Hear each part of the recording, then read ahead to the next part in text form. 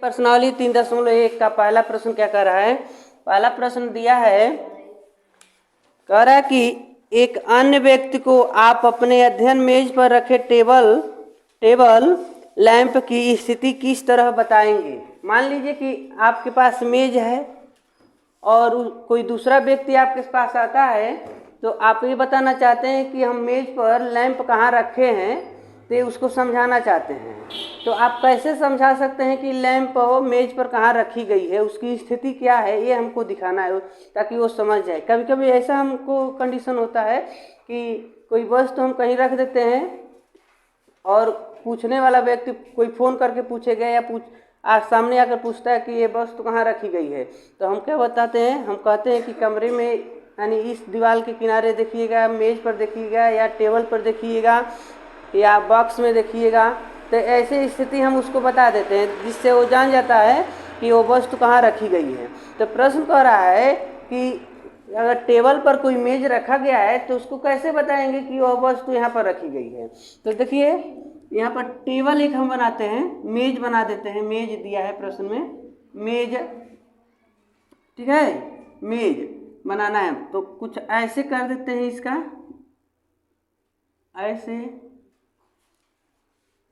ये आपका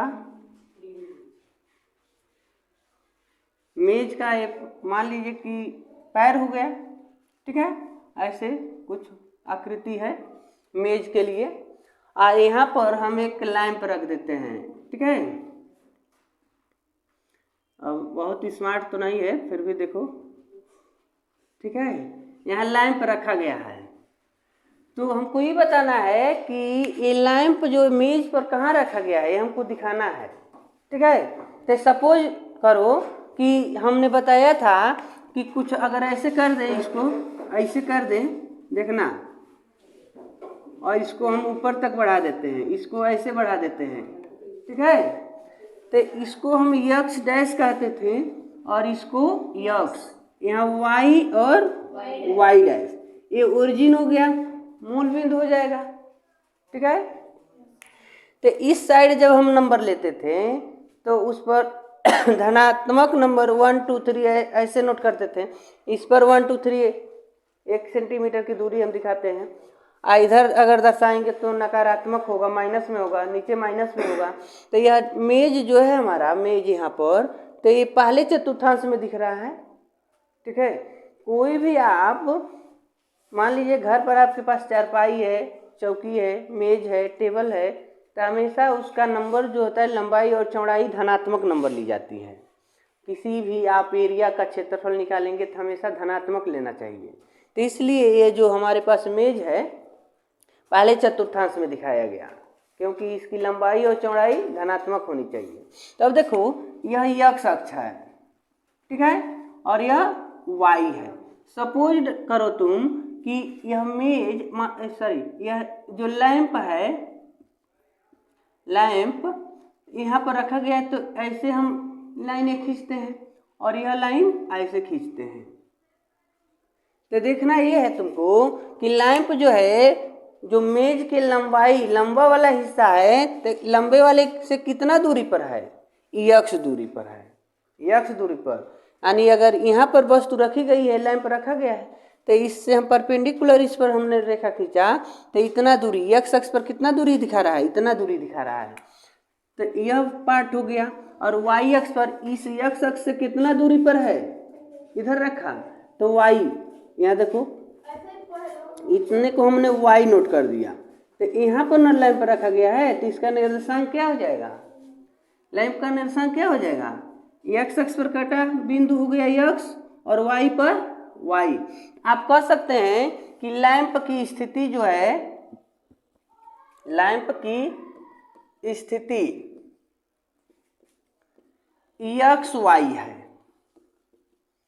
ठीक है। लेकिन मान लीजिए कि ये तो जनरल बात हो गई, अगर नापना हो, आप मीटर से या फीते से, किसी पैमाने से माप करते हैं इसको, तो हो सकता है कि यह आपको 30 सेंटीमीटर की दूरी पर हो, मेज पर माप लिए, और यह भी कुछ दूरी होगा, हो सकता है 25 सेंटीमीटर की दूरी हो। तब क्या बताएंगे ये लैंप कहाँ पर है, एक्स अक्ष पर कितना दूरी लिया गया 30, वाई अक्ष पर 25, यानी लंबाई से 30 सेंटीमीटर की दूरी पर है और चौड़ाई की ओर देखेंगे तो 25 सेंटीमीटर की दूरी पर है। तो दोनों रेखा जब हम एक दूसरे को क्रॉस कराएं तो जाकर यहाँ ए बिंदु पर काटा, तो ए का निर्देशांक क्या हो गया 30 और 25, ठीक है। तो मतलब हमेशा एक्स अक्ष वाले को आगे नोट करते हैं, क्यों? एक्स अक्ष को क्या कहते हैं? भुज कहते हैं, और वाई अक्ष को कोटि कहते हैं। तो भुज हमेशा आगे नोट करना चाहिए और कोट को पीछे नोट करना चाहिए। तो आगे वाले नंबर ये पता चलता है कि एक्स अक्ष पर ये दूरी मापी गई है और पीछे वाला वाई अक्ष पर दूरी मापी गई है। तो ऐसे भी कह सकते हैं या करके लैंप की स्थिति क्या है 30 और 25 है, ठीक है। तब ये तो हमने तो जनरल मापा नहीं, अब यहाँ पर कोई भी नंबर हो सकता है। अब वो मेज को मापेंगे, मेज की लंबाई चौड़ाई कितनी है, तो यहाँ पर नंबर बदल सकता है, कोई भी नंबर आ सकते हैं, एक्स वाई भी लिख सकते हैं, आप नंबर लिख सकते हैं 10 और 5 लिख सकते हैं। हमेशा लंबाई अधिक होनी चाहिए और चौड़ाई कम होनी चाहिए, ठीक है। तो इस प्रकार मेज की स्थिति हो जाएगी आपकी एक्स और वाई कह सकते हैं या 30 और 25 कह सकते हैं। और लैंप जो है मेज पर एक यानी साइड में रखा गया है, यानी लंबाई से 30 सेंटीमीटर की दूरी पर और चौड़ाई से 25 सेंटीमीटर की दूरी पर, ठीक है। इस प्रकार ये आपका प्रश्न सॉल्व हो जाएगा। देखिए इसमें प्रश्न नंबर 2 कह रहा है कि सड़क की योजना के लिए कह रहा है कि एक नगर में 2 मुख्य सड़कें हैं जो नगर के केंद्र पर मिलती हैं, ठीक है। पुनः कह रहा है ये 2 सड़कों यानी सड़कें जो है उत्तर दक्षिण की दिशा और पूरब पश्चिम की दिशा में है, उत्तर दक्षिण और पूरब पश्चिम की दिशा में है। तो ये कैसे है सड़क? कुछ मान लीजिए कि ऐसे हैं सड़कें, उत्तर मान लीजिए नॉर्थ साउथ हो गया ना, उत्तर दक्षिण। तो यहाँ इसको ले लेना है आपको वाई अक्ष जो उत्तर की दिशा में है और दक्षिण की दिशा में वाई डैश यानी यक्स, पूरब पश्चिम ईस्ट वेस्ट हो जाएगा यानी यक्स अक्ष और यक्स डैश। ये मुख्य सड़कें हैं। यहाँ पर बाईपास है, यहाँ पर चौराहा है, मेन चौराहा है। अभी आप कहीं जाते हैं तो देखते हैं चौक बनाया जाता है, सुभाष चौक, गांधी चौक, फव्वारा लगा दिया जाता है या किसी और भी महापुरुष की मूर्ति लगा दी जाती है, गोल चौक बोल दिया जाता है। यानी जब 2 मेन सड़कें एक दूसरे को क्रॉस करती हैं तो वहाँ चौक बन जाता है, ठीक है। तो ये मेन 2 सड़कें हैं। पुनः कह रहा है प्रश्न में कि नगर की अन्य सभी सड़कें इन मुख्य सड़कों के समांतर परस्पर 200 मीटर की दूरी पर हैं। और भी सड़क हैं जो इन सड़कों के समांतर हैं, इस सड़क के समांतर भी सड़क है और इस सड़क के समांतर भी सड़क है। यानी इसके यानी जो नया सड़क खींचेंगे वो 200 मीटर की दूरी पर सड़क होनी चाहिए, ठीक है। तो कह रहा है 5 सड़कें हैं, लगभग प्रत्येक दिशा में 5 सड़कें, और उत्तर दक्षिण की दिशा में 5 सड़कें हैं और पूर्व पश्चिम की दिशा में भी 5 सड़कें हैं। प्रश्न कह रहा है पुनः सड़कों को एकल रेखाओं से निरूपित कीजिए, यानी रेखा के माध्यम से सड़क को दिखाइए, ठीक है। कह रहा है कि आपको मॉडल में एक दूसरे को काटती हुई अनेक क्रॉस स्ट्रीट मतलब दिखाया गया है, स्ट्रीट मतलब गली दिखाई गई है, जो क्रॉस कर रही है वो गली के माध्यम से दिखाया गया है। कह रहा है कि विशेष क्रॉस स्ट्रीट 2 सड़क बनाती है जिसमें से एक उत्तर दक्षिण की दिशा को जाती है, दूसरी पूर्व पश्चिम दिशा को जाती है। इस प्रकार जो सड़कें दी गई हैं तो बताइए कि 2 और 5 इसमें कहाँ होगा। प्रश्न में लिया है 2 और 5, बताइए कि ये कहाँ पर क्रॉस करता है। इसके अतिरिक्त भी और भी ऐसे 2 प्रश्न दिए गए हैं। प्रश्न कर रहा है कितनी क्रॉस स्ट्रीटों को 4 और 3 से दर्शा सकते हैं और 3 और 4 से दर्शा सकते हैं, ठीक है। तो इसका क्या मतलब है पहले समझे। कह रहा है कि ये मेन सड़क हो गया, हाईवे हो सकती है होगी, तो आप देखते होंगे कि प्लाटिंग किया जाता है, ज़मीन को बेची जाती है, तो जिसके पास बहुत लंबा चौड़ा ज़मीन है तो वो सब लोग चाहते हैं कि हम सड़क के किनारे घर बनवाएं ताकि आने जाने में सुविधा हो। तो अगर सड़क अपने खेत में ज़मीन में नहीं निकाला जाए तो वो बिकेगा नहीं। तो बेचने वाला व्यक्ति जिसका ज़मीन है वो क्या करेगा, 200, मान लीजिए कि ये हाईवे हो गया, मेन सड़क हो गई, तो इस सड़क के किनारे आप ज़मीन ऐसे कुछ दूरी मतलब ऐसे बेच देंगे, ये मकान बन गई है सड़क के किनारे। लेकिन अब इधर पीछे कौन जाएगा, पीछे मकान कैसे बनाएंगे लोग?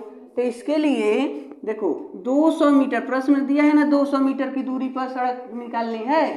तो यहाँ से देखो इधर से हो सकता है 100 मीटर के दूरी में इधर के लोग बना लेंगे अपनी मकान, और इधर से 100 मीटर की दूरी लेकर दूसरा व्यक्ति मकान बना लेगा, क्योंकि यह सड़क है ना, तो इधर से भी एंट्री हो जाएगी और इधर का जो इधर मुख जिसका है मकान का वो इस सड़क से देख लेगा। तो इसके बीच तो देखिए, तो ये जो लाइन हम खींचेंगे 200 मीटर पर 5 सड़कें हैं ऐसे।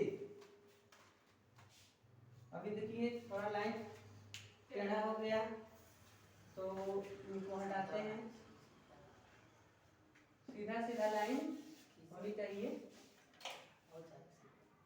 1 2 3 4 और 5 लाइन, ठीक है। ये गली हो गई, सभी गलियां जो है या सड़कें हैं जो, तो कितने दूरी पर है, 200 मीटर।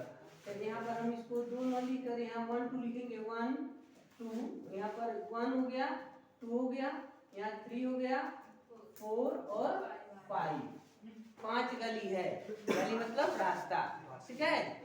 तो देखिए यहाँ हम कह सकते हैं कि 1 cm मतलब 1 सेंटीमीटर की दूरी है, 1 सेंटीमीटर यानी 1 सेंटीमीटर की दूरी पर है, तो 1 सेंटीमीटर बराबर 200 मीटर। प्रश्न में दिखाया है कि जो सड़क होनी चाहिए 200 मीटर चौड़ी होनी चाहिए, तो ये 200 मीटर है, तो इसको सेंटीमीटर में ग्राफ जब दिखाया जा रहा है ग्राफ में, तो एक खाना बराबर 1 सेंटीमीटर, तो 1 सेंटीमीटर की दूरी जो है 200 मीटर की बराबर है, ठीक है। अब पुनः करा है कि ये सभी सड़कें जो हो गई, यहाँ देखिएगा यह 1 2 3 4 5 मार्ग है ना, ये सब दूसरा मार्ग हो गया, मतलब ये सब मार्ग है। अब देखो 5 सड़क ऐसे आपको दिखानी है, 5 सड़क ऐसे होनी चाहिए, 1 2 3 4 और 5 सड़क, ठीक है। ये भी तो सड़कें हैं, प्रश्न दिया है कि दोनों के समांतर 5 सड़कें हैं, ठीक है। अब देखो प्रश्न में पूछा है कि पहले बताओ कि यह कहाँ स्थित है, यह पॉइंट या बिंदु 2 5 की स्थिति बताइए कहाँ पर है, ठीक है। तो इसमें आओ देखो x अक्ष पर 2 y अक्ष पर 5, तो यहाँ पर अब 1 और 2, तो x अक्ष पर 2 दूरी, अब y अक्ष पर देखो तो 1 2 3 4 5 है ना, तो y अक्ष पर 5, तो यह रेखा और यह रेखा मतलब यह सड़क और यह सड़क एक दूसरे को कहाँ मिल रही है, यहाँ पर ना, दोनों यानी दूसरी सड़क और इस साइड से जो 5वीं सड़क है, दोनों एक दूसरे को कहाँ पर क्रॉस की है, इस बिंदु पर। यहाँ पॉइंट हो गया 2 5, ठीक है। तो वहां का बिंदु आपको मिल गया, यहाँ पर हम नाम दे देते हैं ए, यानी दूसरी जो y अक्ष के समांतर है सड़क, तो दूसरी सड़क हो गई, और x अक्ष के समांतर 5वीं सड़क, दोनों एक दूसरे को किस बिंदु पर मिल रही है, ए बिंदु पर मिल रही है, तो आप कह देंगे ए पर मिली है, यानी 2 और 5 की स्थिति ए है, आई के निर्देशांक 2 5 है, ठीक है। दूसरी सड़क और 5वीं सड़क एक बिंदु को एक दूसरे को बिंदु ए पर काट दी है, ठीक है। अब प्रश्न नंबर देखो तो यह कह रहा है 4 और 3 कितनी बार एक दूसरे को काटेगा, ठीक है। 4 देखो और x अक्ष पर 4 y अक्ष पर 3, तो x अक्ष पर 4, x अक्ष पर 4 यह है, और वाई एक्स पर 3 यहाँ है, तो वाई एक्स पर जो सड़क काट रही है यह, और एक्स एक्स की सड़क यह, दोनों एक दूसरे को कहाँ क्रॉस की है, यहाँ पर, ठीक है, बिंदु बी पर, यानी 4 3 है। तो बताओ उसके अतिरिक्त और कहीं 4 3 लिख सकते हो, उसके अतिरिक्त नहीं नोट कर सकते हैं। अब प्रश्न में कहा है कि कितनी क्रॉस गली, यानी कितनी ऐसी गलियां हैं जो 4 और 3 से होकर जाती हैं। तो आप कहेंगे कि केवल एक गली है जो बिंदु 4 और 3 से होकर जाती है, यानी ये कहीं यहीं पर यही ना, यानी यह और यह गली एक दूसरे को क्रॉस करेगी। अगर यहाँ पर क्रॉस करती है तो यहाँ का नंबर तो बदल जाएगा, 4 और 4 4 हो जाएगा, यहाँ पर इस पर भी 4 और ऐसे भी 4, नंबर बदल जाएगा। तो आप लिखेंगे कि एक गली केवल एक गली है जो बिंदु किस पर 4 3 से जाती है, ठीक है। इसी प्रकार दूसरा है जो 3 और 4 से, तो एक्स एक्स पर 3 वाई एक्स पर 4, तो एक्स एक्स पर 3 यहाँ है और वाई एक्स पर 4 यहाँ है, तो यह ऊपर लेके जाओ और इसको ऐसे करो, देखो यहाँ पर कट गया, तो यहाँ बिंदु सी लिखो, तो इनका नंबर 3 4। तो उसके अतिरिक्त तो कोई और गली है जो वहां पर काटेगी, इसे भी कहेंगे केवल एक गली है जो बिंदु क्या है सी पर, यानी निर्देशांक है 3 4, ठीक है, से होकर जाती है।